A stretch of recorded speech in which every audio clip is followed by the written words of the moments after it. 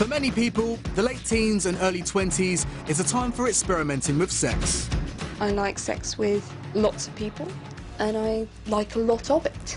This is a film about what happens in our bodies and brains at this crucial stage. Girls! I love exploring sex just as much as I love eating, and I love eating. We follow young people as they explore their sexual urges with many partners. I do enjoy casual sex with, I suppose, anyone. But if I wanted to go out tonight and have sex, it would be easy to get with a guy. And track the physical and psychological effects of promiscuous sex. I think I was just so desperate for sex, I really didn't care where it was. With access to cutting-edge science and computer graphics, we show the massive impact these sexual rites of passage have. The Valhalla orgasm. I've never had an orgasm quite like it. And find out what happens when people in their 20s have no desire for sex.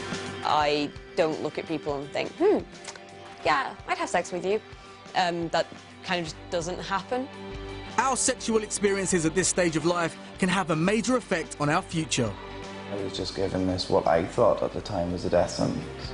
Through the highs and the lows, this is the inside story of how sex works.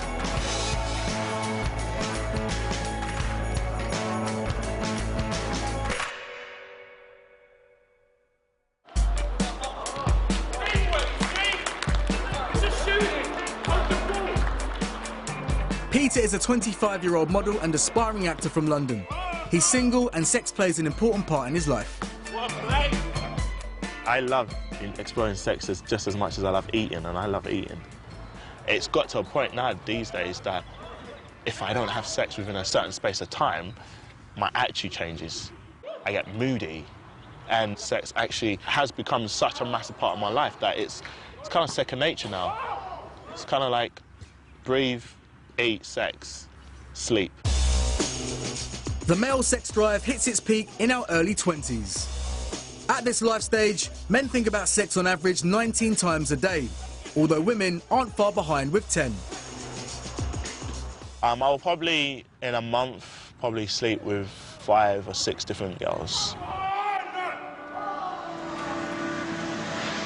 For Peter, when it comes to hooking up with girls, making the right impression counts. I'm very image conscious, and I love to make a good impression, to the point that even when I'm going to the corner shop, I've got to dress as though I'm going somewhere important. Because you never know who you're going to bump into, so you always got to look your best, right?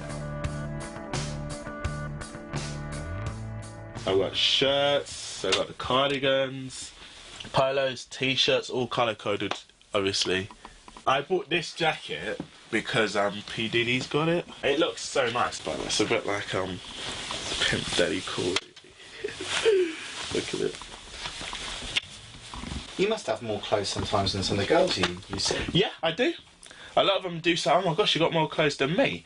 But I just say, yeah.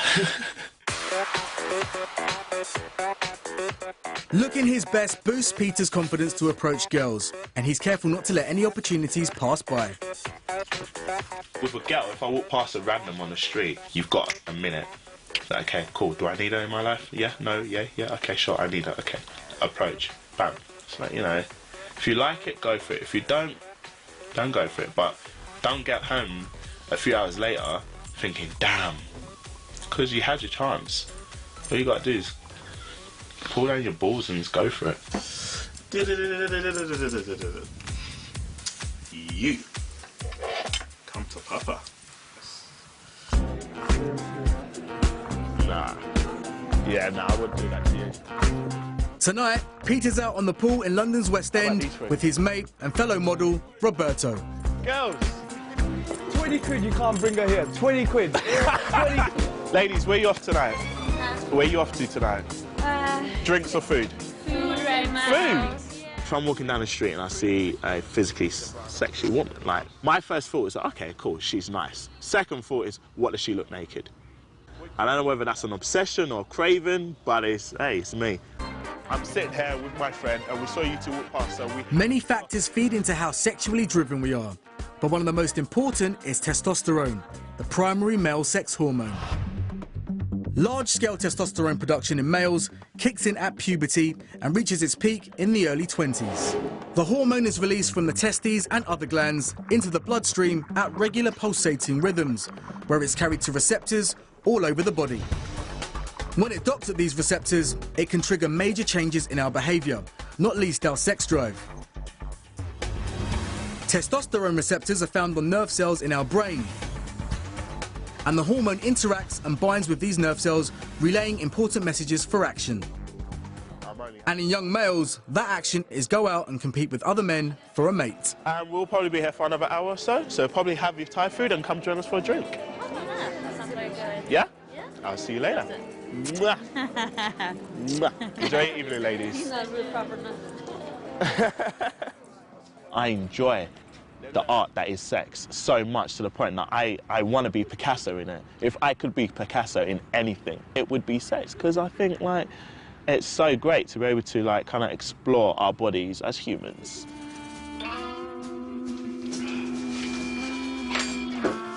What did you want, sir? PhD student Ruthie is 26 and lives on her own in London. She's single, but that doesn't mean she doesn't have sex. Sex is incredibly important to me. Sex is a very important part of my life. I like sex with lots of people. I like sex with different people, and I like a lot of it. And I think promiscuous is the best word for that, and I don't think there's any harm in that word. Right now, Ruthie doesn't want to be tied down to exploring sex with just one person. Well, I have one regular lover at the moment. I have a special occasion lover. I have a group of people who I go to parties with, and they are my lovers at these parties. Tonight, Ruthie and her friends are getting ready to go to an alternative club night in town. It's a night of possibilities, and I'm very looking forward to it, seeing what happens. Sex is definitely on my mind right now, the inner horny devil that I am. The female sex drive hits its peak between the ages of 30 and 40. Although for no strings sex before marriage and babies kick in, the 20s are often the golden years. Just like in men, the female sex drive is influenced by testosterone. It's produced in women's ovaries and adrenal glands, although at around 1/10 of the levels it is in men, so its impact is less pronounced. Other chemicals are at play though, and one of these is dopamine, the so-called pleasure chemical. When we do something we enjoy, like having sex or eating chocolate, dopamine is released from tiny nerve cells inside the brain. These dopamine molecules travel across what's called the synapse and dock onto receptors on neighbouring nerve cells. This triggers a chain reaction of pleasure messages all over the brain. A heavy hit of dopamine, when we're getting intimate with someone, can be the same as when drug users take a substance like cocaine. So once we've had a hit, it makes us want to come rushing back for more. It's just so exciting, having amazing sex in different ways with different people. It is fun if you do it safely.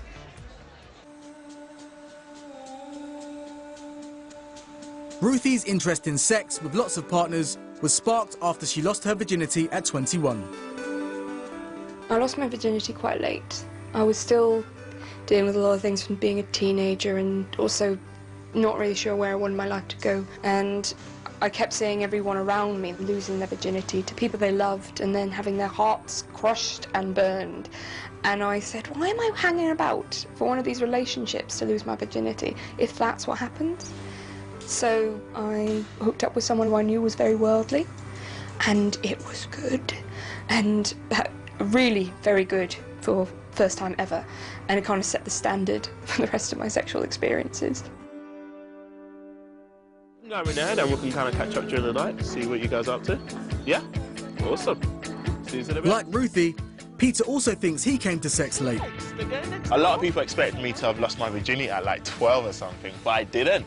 I lost it at like 17 and a half, which for me and like my circle of friends was pretty good.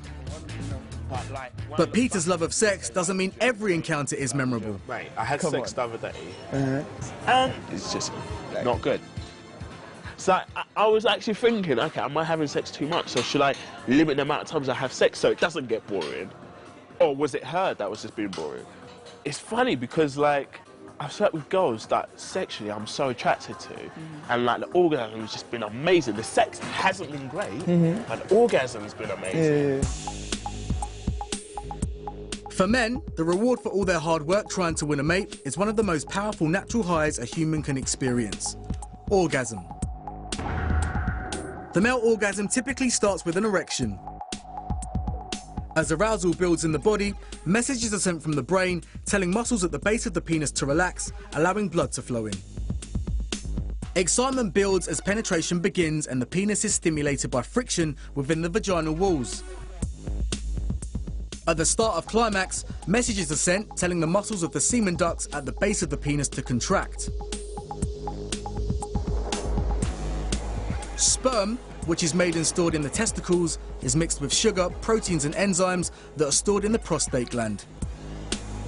This liquid mix is pumped out as semen through the urethra, the tube running through the penis. At the point of climax, vigorous muscle contractions thrust the semen out at an average speed of 28 miles per hour. In this split second, chemicals are released in the brain, spreading messages of intense pleasure throughout the body. It can be an addictive sensation that has a clear biological purpose.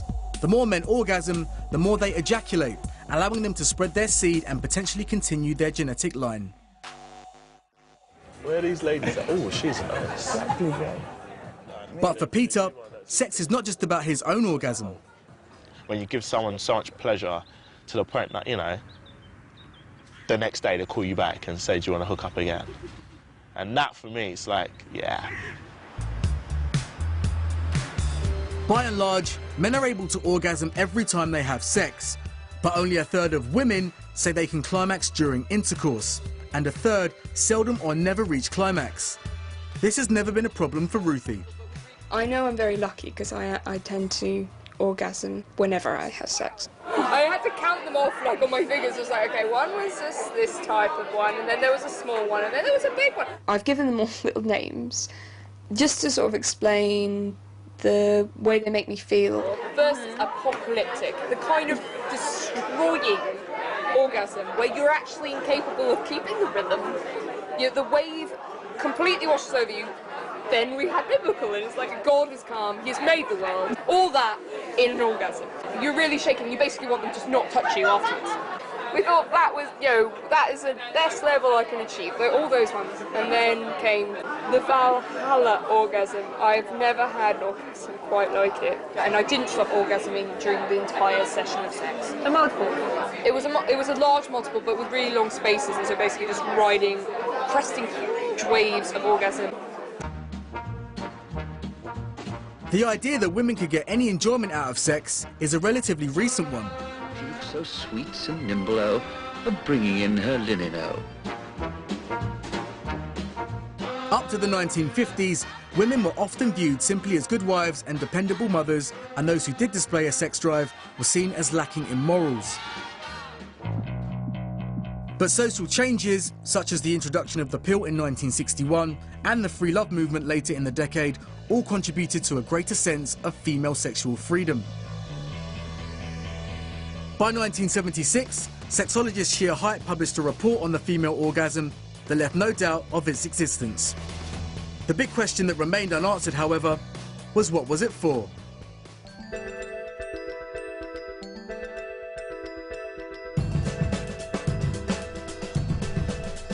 In the United States, a group of neuroscientists are working at the cutting edge of orgasm research to better understand how the female orgasm works. Unlike the male orgasm, which has a clear reproductive function, as it usually culminates in ejaculation, female orgasm doesn't serve an obvious biological purpose. Research like this is engaged in trying to unravel what a female orgasm actually does. Orgasm is one of the most compelling functions of the nervous system and of behavior. And there's very little understood about its mechanisms and its function. So by studying brain activity, we can get insights into these very powerful human feelings that we've never been able to really understand before. Today, Monica has agreed to take part in the research study and will bring herself to orgasm in an fMRI scanner. Well, yeah, it's a little nerve-wracking to have an orgasm in an MRI with so many people around. I don't usually have such an audience when I'm doing something so private, but donating an orgasm for science, how bad could that be? It's comfortable, not too tight. It's okay. It's okay? During the orgasm, Komisarek and his team will build up a detailed map of the areas of Monica's brain that become more active than usual. Monica, start genital stimulation. When sexual arousal starts in a woman, a rush of blood to the pelvic area causes physical changes that prepare the vagina for sex. The vagina lengthens and widens and secretions occur, making it more lubricated. Stimulation inside the front wall of the vagina triggers pleasurable sensations. But for most women, it's the clitoris that is the key to sexual satisfaction.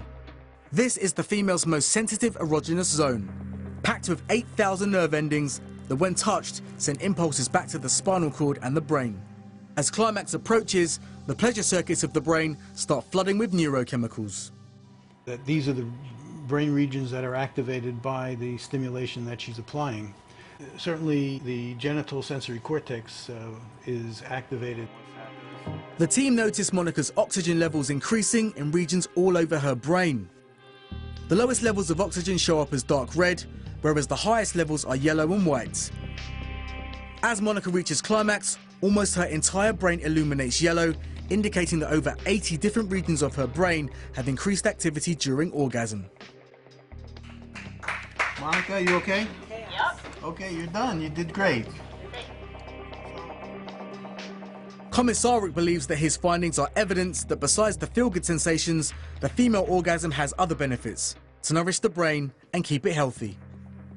It can't be bad to get increased blood flow and increased oxygen and nutrients to essentially all parts of the brain as a result of orgasm has got to be beneficial to the health of the brain. It was comparable to what I might have on my own any other time. Not quite comparable to with company. I prefer with company.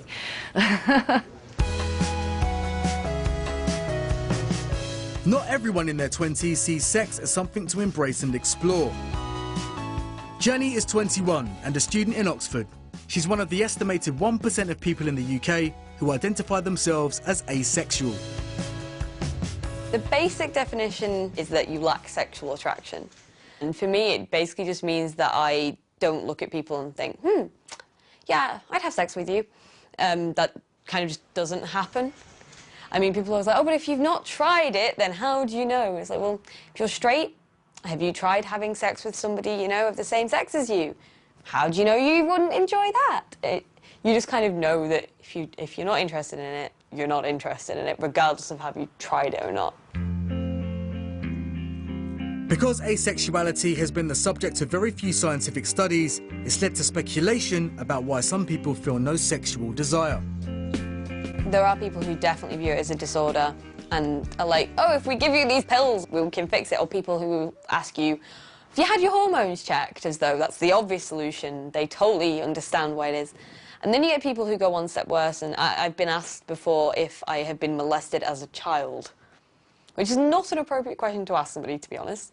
And also, I haven't been.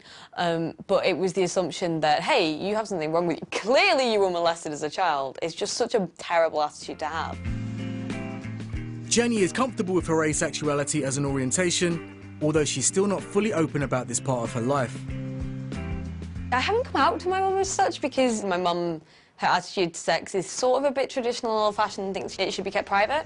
I mean, to be honest, which mum is going to really mind that I'm not going to be getting pregnant anytime soon?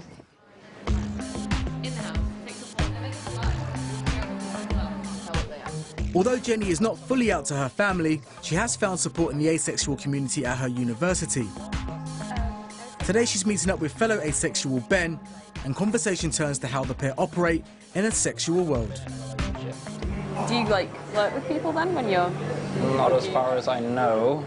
If I was talking to people, I wouldn't know where people would draw the line at just talking to someone and flirting with them. So do you not notice if people are flirting with you? No. Okay. Because I do, actually. Well, no, I usually have a friend who pokes me and says, Jenny, they're flirting with you. So for all you know, you could have had lots and lots of people hitting on you and you wouldn't have noticed. Yeah. Even though Jenni and Ben have no desire to have sex, they do still think about it. I'm kind of curious as to whether, like, what it is. Would you say you have that, or is it just doesn't understand? I'd say yeah, in the same way, like I'd like to try it at some point, in the same way I'd like to try certain hobbies, and it's just something that people do. Could be quite fun, I don't know, it's something to try before. So it's basically just, you want to try just to see what it's like? Yeah. Do you reckon, like, trying it would change your opinion, or...? Not really, no. Just because Jenni has no interest in sex, it doesn't mean she's not attracted to people. Come on, you. Hey, you. In the summer, she met Tim, and the couple are a few weeks into their romance. I think we just kind of suit each other quite well. Like, we have very similar sense of humour and like the same kind of stuff. So I think it's just silly as that, to be honest. Thank you. They're not mouldy, are they? I don't know, I will check. Well, there's no white stuff on them. The interesting part with me and Tim kind of ending up as a couple is that he's not asexual. You made. I suggested we make white But chocolate. you didn't know how to. A lot of people actually ask if I'm being selfish and keeping him in a relationship that he won't get anything he wants and he should go and date somebody like him, but, well, he seems quite happy, so I'd say I'd leave that up to him. I mean, like, the first time that Jenni sort of mentioned in conversation... In my she very was subtle way. Asexual. I mean, my initial thought was, that's kind of odd. But then I did know enough to know not to make assumptions sort of about what that meant. I've never been obsessed with sex. I've not, been one to go out at night and I have to have someone to have sex with because that's what people do. And I've never been interested in that, so I'm not all that concerned about it. That's a timer. Yeah, I don't know what has Because of her asexuality, Jenni and Tim are, for now, parking the idea of having sex together and focusing instead on the more romantic side of their relationship. Shut up. Well, yeah, we do regular couple things. Just, cuddling, kissing. It's not like I'm not sexually attracted to you, but hey, I'm sexually attracted to him over there. That's true. So at least it's not... Yeah, while you don't have sexual attraction, there's, other attractions which are pretty evident.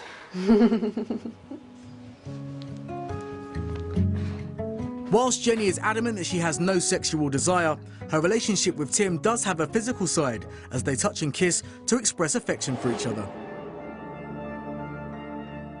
And when this happens, the brain releases a calm-inducing chemical called oxytocin, also known as the cuddle hormone. Many oxytocin receptors are located in the part of the brain that deals with fear.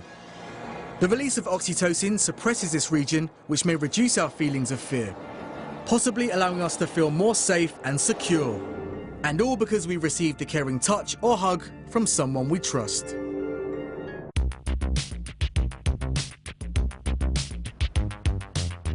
Aidan is 23 and is a student. His sex drive kicked in before he hit his teens when he discovered he felt a strong attraction to both men and women. The age I started realising I was probably a bit different to other people was probably about between 10 and 12. That's when I hit puberty. And 16 is when I first had sex with a guy. And I first had sex with a girl when I was 15. Sometimes I'm in the mood to be straight, so I only get with girls. Sometimes I'm in a mood to be gay, so I only get with guys. It's down to the individual. If I like them and they like me, then that's pretty much quids in. I don't really have that many relationships because, to me, the grass is always greener on the other side, if you know what I mean. So if I'm with a guy, I want to be with a girl. If I'm with a girl, I want to be with a guy. Whilst it may sound as if Aidan has the best of both worlds, being bisexual isn't without its issues. Gay guys tend to think I'm greedy, so they don't really see me as relationship material. They see me more as a one-night stand. Girls, they take it either one or two ways. One, they move away from the idea of having sex with me because I've had sex with guys. And the fact that they think that if I were to be in a relationship with them, then they've got double the people to look out for if I was to cheat on them or someone wanted to try and cheat with me.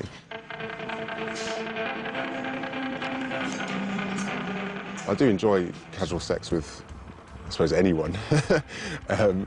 But in my experience, if I wanted to go out tonight and have sex, it would be easy to get with a guy, because I'm a lot more comfortable just randomly going out and getting with a guy than I am with a girl. And I think I could find a guy quicker than I could find a girl to go and have sex with. Today, Aidan's got the day off, and he plans to unwind by hooking up with a man for casual sex. I've been working solidly since like last Wednesday, so I'm quite happy to have 2 days off. So I'm going to be up early or anything like that, so I can kind of just hunt around and try and find someone for this evening.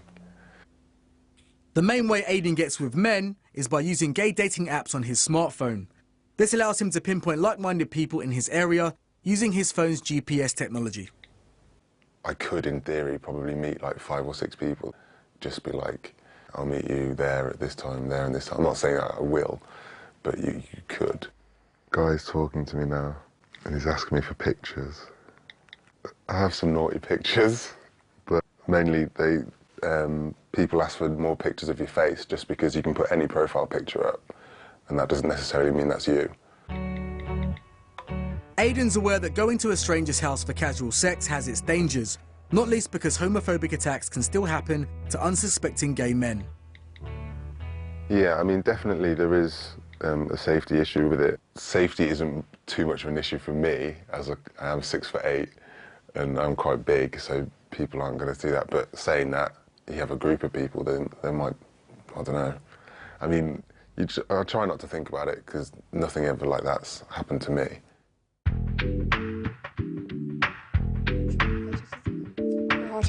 Erotic humiliation. Ruthie is preparing for her weekend by shopping for sex toys with Ollie, one of her current regular lovers. It seems a little dainty for my needs. We're not boyfriend and girlfriend, but the more I describe it to people, the more they say, so she's your girlfriend, because they don't have the frame of reference. To them, it needs to fit inside that little box that says boyfriend and girlfriend. And we don't function on that level, because we both go and have sex with other people. What's really good about this is that you keep this up, so while you're penetrating her, she will also get the vibrations. This will be rubbing into her clitoris. To actually have someone who I can completely be free and say whatever I like and know that I'm not going to be judged is very, very unusual.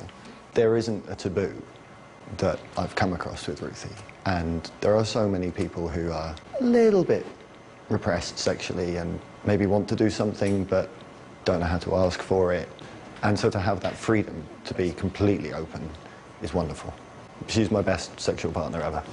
No denying that. Yeah. Thank you. Thanks. Goodbye. Thanks a lot. I don't think that I'm really going to be into the rope work because I've not been in this. Tonight, Ruthie is taking Ollie to one of her favourite sex parties, and they're going along with Ruthie's best friend, Bex.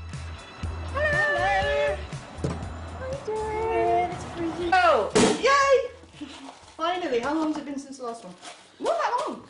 Good. The consensual play parties I like going to, they are basically like costume parties, combined with a rave, combined with an orgy. Yeah. You've got a nice sweeping back. Tonight's party is a monthly event always held at a secret location, attracting a young crowd of around 300 people. And for Ruthie, the exciting possibility of having sex with a stranger is always on the cards. Sex doesn't have to be meaningless just because you're having it with a stranger. It can be sensual, it can be wonderful, and it doesn't have to end. You can form relationships of a very new variety. Given what she might be getting up to, Ruthie's taking all the necessary precautions. Rich. I brought some Pleasure Max ones and some silver ones, which I can't remember what they are. You take as many condoms as you can because safe sex is well promoted there. But it's also about how many partners you're going to be with, because you don't want to use all the condoms there and swap. You need to have your own ready. Okay, Ramblers, let's get rambling.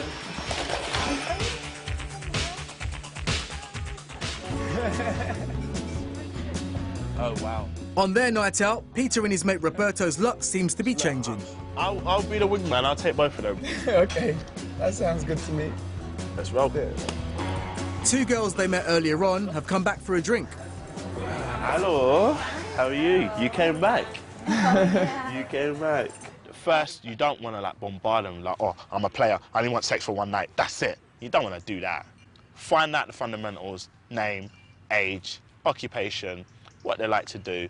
What do you do work-wise? I'll tell you, I'll help you out. She's definitely not a tree surgeon. I definitely look for girls with good jobs simply because if I'm gonna get with a girl, I want to see that she's got goals in life. I can't stand getting with girls that are going nowhere. You're a surgeon of some type. So tree surgeon was almost right. What type of surgeon do you want to be then? Before long, model Peter reveals his own profession and shows the girls the tools of his trade. I like what I see. She's checking me out right now. So what are you thinking? Looks-wise, personality-wise, everything. What did you give me? Be honest. On the spot, right? Yeah. You're 7. 7? And you? 8. An 8. Peter may have scored highly with the girls, but during the conversation, they reveal they're married, and a bit of harmless flirting is as far as things will go tonight. But Peter has no shortage of other girls he can call on. How many girls have I got on my phone? I have no idea. 30? It does get to a point where there's more than one name. Let's say if there's 2 Lucys, I'll obviously kind of say, okay, Lucy 2.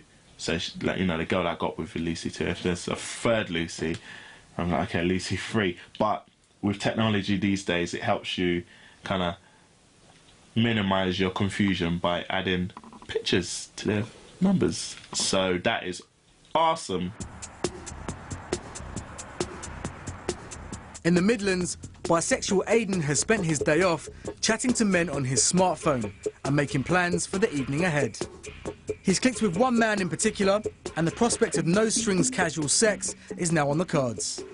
He's basically said that he's up for a meet later this evening. So I thought I'd come home and get changed before I go and meet him. I've never met him before. I only spoke to him the last couple of days, so hopefully it'll be all good.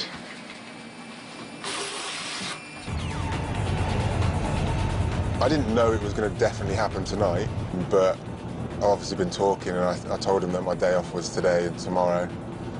So I've just been kind of hinting it, I suppose, to him. And now he's kind of come back and said, well, I've got an hour, so I can get there in kind of 10 minutes and then be done in half an hour, so I'll be quite happy. I do have a condom in my back pocket, just in case he doesn't. Before any casual hookup, it's important for Aidan to find out what role the other man prefers in the bedroom. Basically, you've got 3 types. You've got top, bottom, or versatile. Top means that you only give, you never take. Versatile means you're happy doing either. And bottom is you only take rather than give. I'm a top only. I guess what goes through my mind on my way to hook up is a bit of nervousness. I've never met the guy before. Obviously the thrill of going to actually meet someone, the excitement of that is a big factor which I enjoy. For many people, a sense of danger can fuel sexual excitement. This is because as we go into the unknown, our body initiates what's called the fight or flight response. Once fight or flight is triggered, it's transmitted to a part of the brain called the hypothalamus that organises our response to stress. The hypothalamus sends messages down the spinal cord to the hormone-producing adrenal glands. It's here that stress hormones like adrenaline and noradrenaline are pumped into the bloodstream and are carried to sites all over the body where they trigger major changes. The heart starts pumping blood twice as fast as normal, so there is more oxygen being carried all over the body. And in our brain, our natural judgment system is turned down and we rely on our instincts more. These physical changes make us ready as we face the unknown, and in Aidan's case, prepared to have sex with a stranger. Definitely nervous at the moment. I want to make sure that I perform, firstly, and got to make sure that because he's quite attractive, that he enjoys it. I mean, I might get there and he's a complete twat, but we'll see, won't we?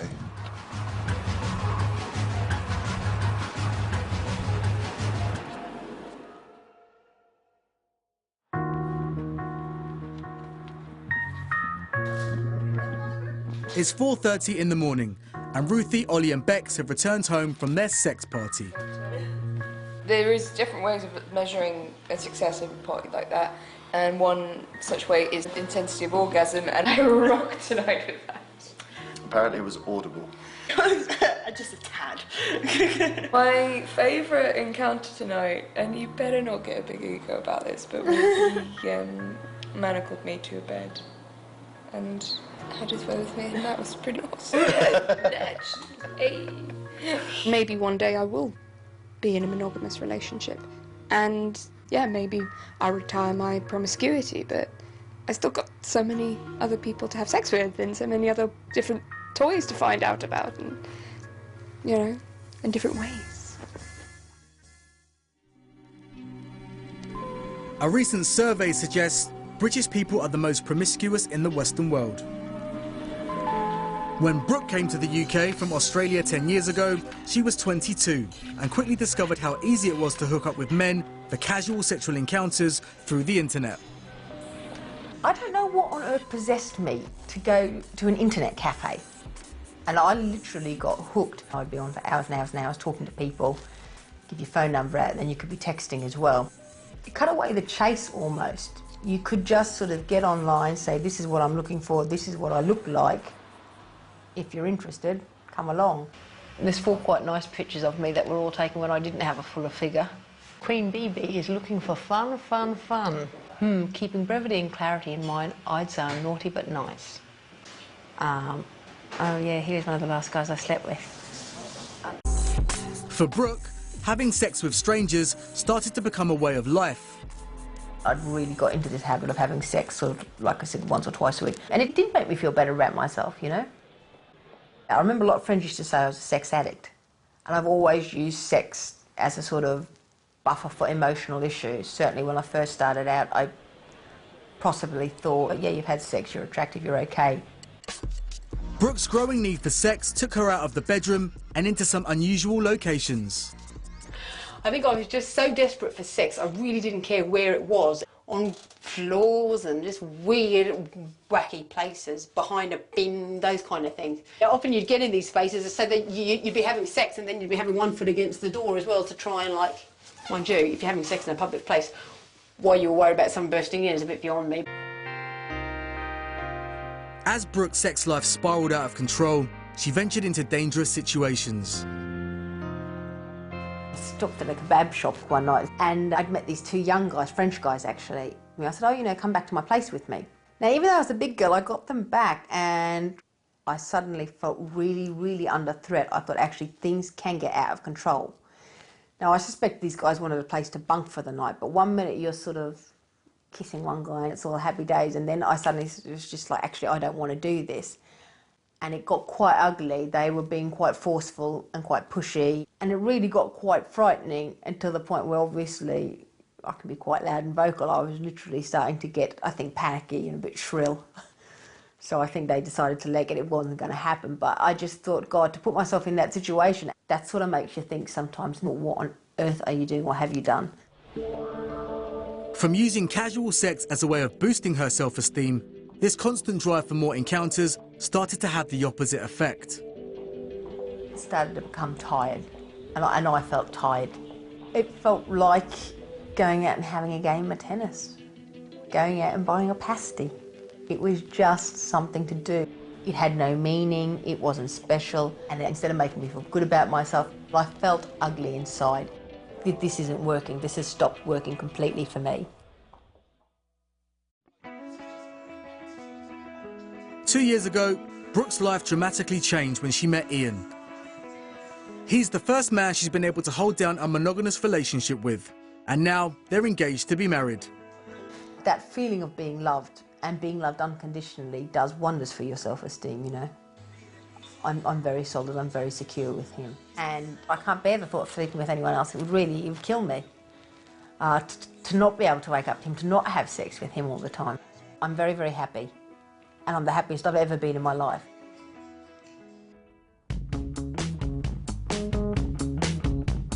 Back in the Midlands, and it's the morning after Aidan went on his hookup with a gay man he'd not met before. It was a very good night.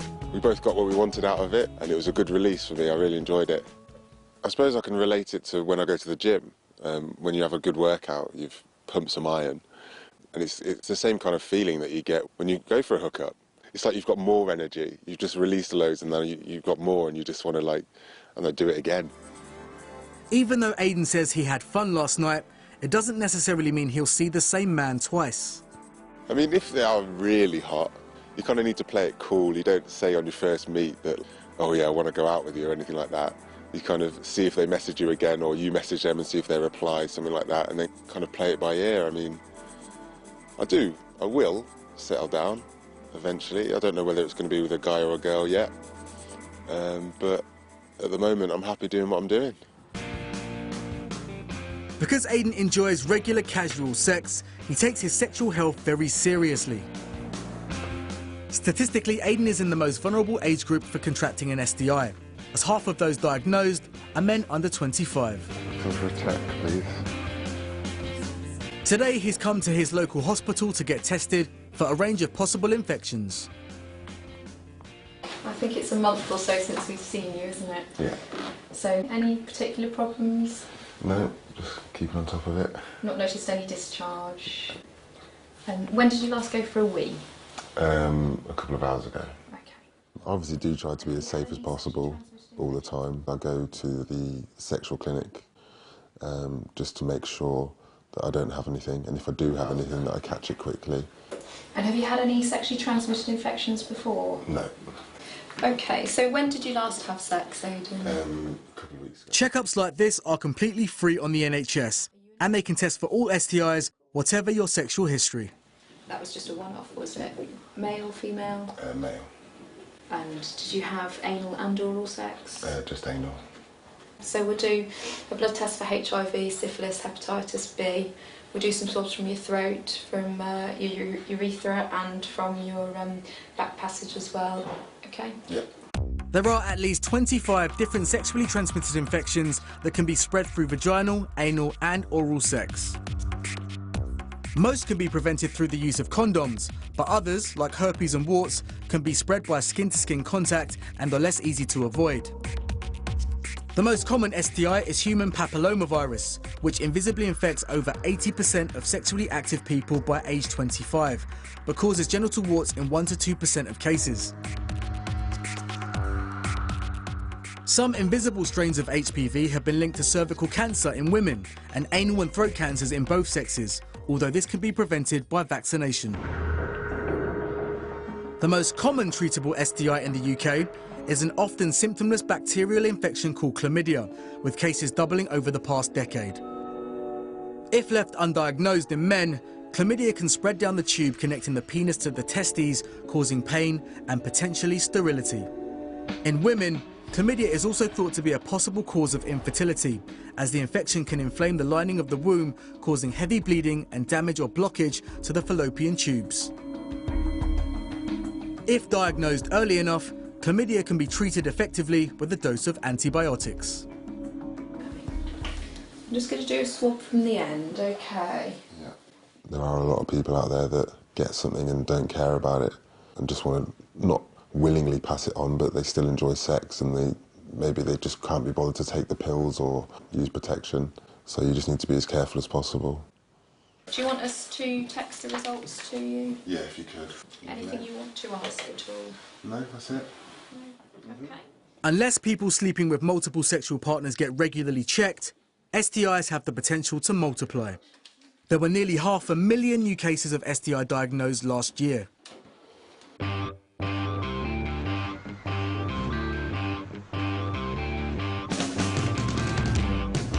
22-year-old Matt came out when he was 16 and always took safe sex very seriously whilst enjoying himself on the Belfast gay scene.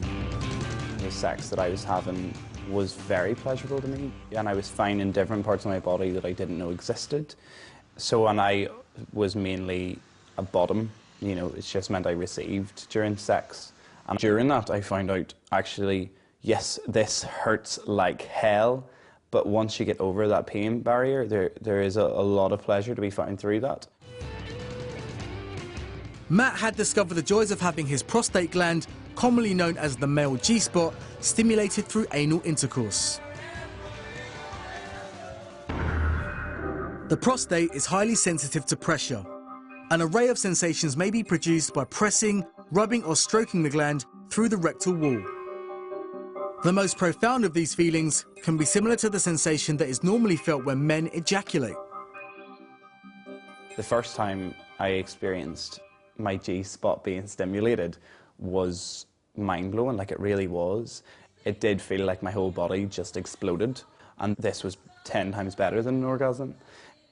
It felt like my blood was on fire, but then also ice cold, like just this strange sensation flowing around your body. And after that had happened, I couldn't be touched anywhere. It just felt like everything was so sensitive.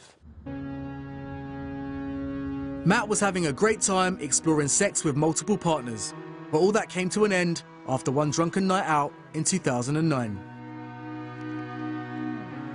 Me and my friend started off in a bar and got really drunk and went round to a nightclub, got even more drunk, and then I said, I'm going to the sauna, gay sauna. Basically, you go in and pay and get given a towel and you walk around and you can have sex.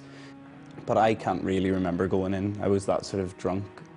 And woke up the next morning in the sauna knowing that I'd had unprotected sex. And that was the first time I've ever sort of had unprotected sex. So the first thing that entered my head was I really should go get checked out. Chlamydia, syphilis, anything, you know, all those things I was really worried about. The following day, Matt went to his local hospital for an STI test and he was given the all clear. But 2 months later, he was called back in to give another blood sample. The health worker brought me into a room and said, you are here to get bloods retaken, but the reason why is because we found the HIV virus in your blood. I felt my world crumble around me. 1 second my life was amazing, then the following second I was just given this, what I thought at the time was a death sentence. HIV is mainly transmitted by anal or vaginal intercourse with an infected person without a condom. It's a virus that damages the white blood cells, which are vital in keeping our immune system healthy and strong. HIV infiltrates these cells and kills them off, but not before they've replicated multiple copies of the virus. If a person is at an advanced stage of HIV and they develop an infection or cancer as a result of attacks on their immune system, they are diagnosed as having AIDS. Without treatment, 90% of HIV cases will lead to AIDS after an average of 10 years.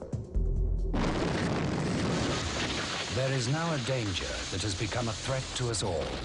The first cases of HIV and AIDS started to emerge in the early 80s, and by 1987, hard-hitting and controversial public awareness campaigns were mounted to warn people of the dangers. So protect yourself.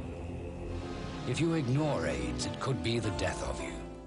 To date, 120,000 people have been diagnosed with HIV in the UK, of which 27,000 have developed AIDS, and more than 20,000 people have died. In the days immediately after his diagnosis, Matt was desperate for somewhere to turn for comfort and advice. I went and spoke to the HIV support centre in Belfast, and after speaking to those people, they do give you peace of mind that it's not the death sentence it was, it's a chronic, copable condition. These days, HIV is treated with combinations of drugs that disrupt the ability of the virus to replicate in the bloodstream. This is not a cure, and HIV can have a radical effect on the lifestyle of those who are diagnosed. But with drug treatment, a normal life expectancy is now possible. Whenever I get sick, I need to be slightly more careful. I'm not on medication because my immune system is still strong enough. But I know someday I will be on medication. But it's like anything you do, you just take everything in your stride. But physically, I'm good. Ladies and gentlemen, it's Matty Moon! It's been 2 years since Matt was diagnosed with HIV, and 8 months ago, he met Connor, who's now his boyfriend. It's the first time I ever really properly felt in love with someone. He makes me very happy. Connor admits that before meeting Matt, he didn't really know much about HIV. I had sort of rough ideas, but again, it was just sort of stereotypical, sort of like, whoa. But no, then after I'd met Matt, it was like, no, God, I just forgot everything that I thought I knew, and know a lot more now than what I'd ever expected to even want to know. Even though Connor is completely accepting of Matt being HIV positive, it is something that's having an impact on their sex life. Mine and Connor's sex life is slightly difficult because I don't have a great sex drive anymore. I suppose I worry a lot about the risk of him contracting HIV. That's terrifying for me, and Connor is a 21-year-old bloke, and I'm scared that I can't give Connor what he wants and what he needs. I don't know when, if I will ever be fully comfortable with sex, and I can't ever imagine him going, okay, it's fine, let's not have sex. It's something we do need to overcome, and we both need to compromise, because it is such an important part of a relationship.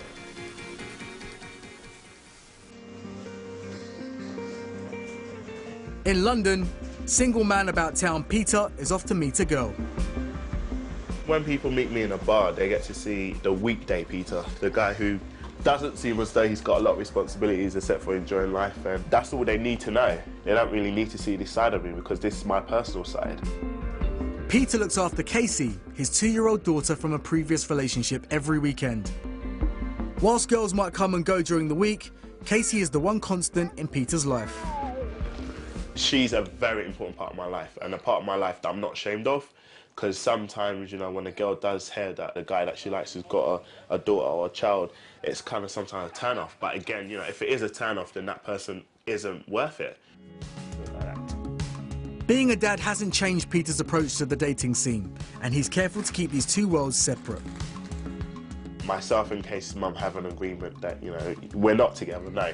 But when we do have partners, we'll need to be with our individual partners for at least a year before they get to meet Casey. Because, the relationship possibly could blossom to being something really great. So if that means that Casey's going to be involved, then it's important that each of us are involved. You happy with that? Yeah?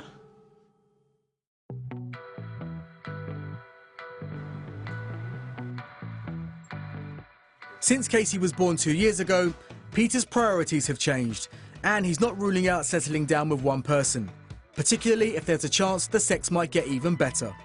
I've, in the past, had great first times, and that has led into a relationship, and I thought the sex at the first stage was amazing, but as the relationship got on and as our bodies got to know each other, the sex just catapulted to a whole nother level, which kind of gave me the feeling of, oh, this is amazing, this is great. As much as I love the single life, being a bachelor, I've always said, and to this day will always say, that I would easily give it up like that if I found that one person that was worth it. Yeah, I'm working out. Although they have no plans to have sex, asexual Jenny and boyfriend Tim's relationship has moved on to the next stage. So Tim's just moved to Oxford as of yesterday, pretty much. He hasn't found a house yet, so you're living here. And you got a job that started today. Your new suit, yes, we've noticed. He kind of turned up for a week visiting me, got a job, and then moved into my house. And now isn't leaving except for when he finds a house. But even then, he'll be in Oxford, so that was quick. I live in a very small country town, there's nothing to do. So I'm glad to be out of there. Aidan won't rule out settling down at some stage, although he doesn't know if this will be with a man or a woman. If I'm in a relationship with a guy or a girl, it doesn't mean that my desires are going to change. I'm still going to be attracted to the other sex. That's, I suppose, is a downside of me being bisexual.